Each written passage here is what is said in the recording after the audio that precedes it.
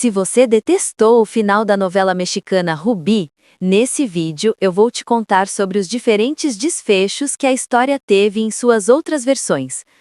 Ao contrário do que muita gente pensa, essa versão mais conhecida, com a Bárbara Mori, nunca teve continuação nem finais alternativos. Qualquer final alternativo que você encontre por aí foi feito por algum fã e não é oficial. E sobre a continuação, o que houve foi apenas um episódio especial que mostra um resumão da novela, com o Toledo contando para Fernanda a história da Rubi.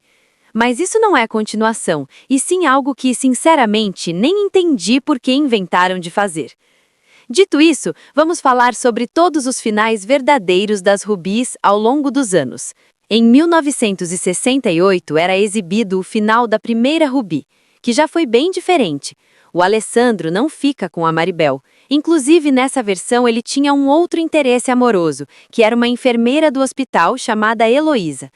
O acidente da Rubi acontece, mas ela cai de uma janela e morre no hospital, pedindo perdão para o Alessandro. Agonizando, ela se arrepende e mente em seu depoimento para a polícia, para não comprometer o Alessandro, já que o acidente ocorre no meio de uma discussão entre eles.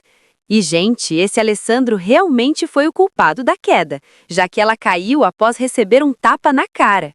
Claro que eles não poderiam ter mantido esse final no ano de 2004, né?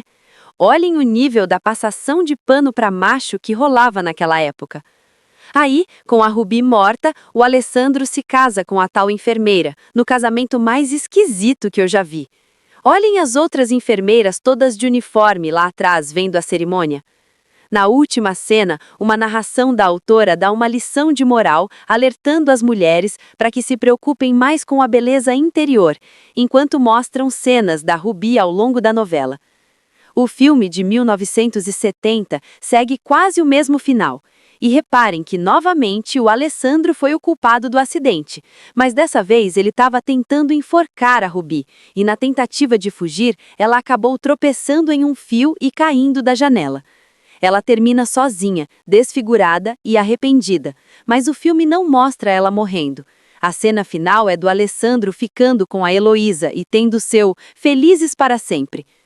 Você acha que os primeiros Alessandros mereciam ter tido um final feliz? Eu acho que eles deveriam ter terminado na cadeia, isso sim. Bom, mas agora vou falar da versão que quase ninguém sabe que existe, a Rubi das Filipinas. Essa é bem diferente, já que a Rubi sobrevive ao acidente e fica desfigurada, porém se arrepende e recomeça do zero. Essa versão tem algumas diferenças na história e personagens, mas para ser sincera, eu não consigo explicar muita coisa porque eles falam em filipino, um idioma que eu desconheço por completo. Mas dá pra gente entender que ela se arrepende e termina rodeada pela família e amigos. Achei esse o final mais bonito, apesar de não ter entendido os pormenores.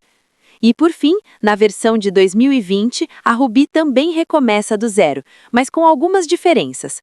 Assim como na versão de 2004, se passam vários anos e a protagonista está mais velha. Porém, ela termina por cima, sem sequelas de seu acidente e toda vitoriosa. Ela não fica com o Alessandro. Nessa versão, assim como na anterior, ele fica com a Maribel.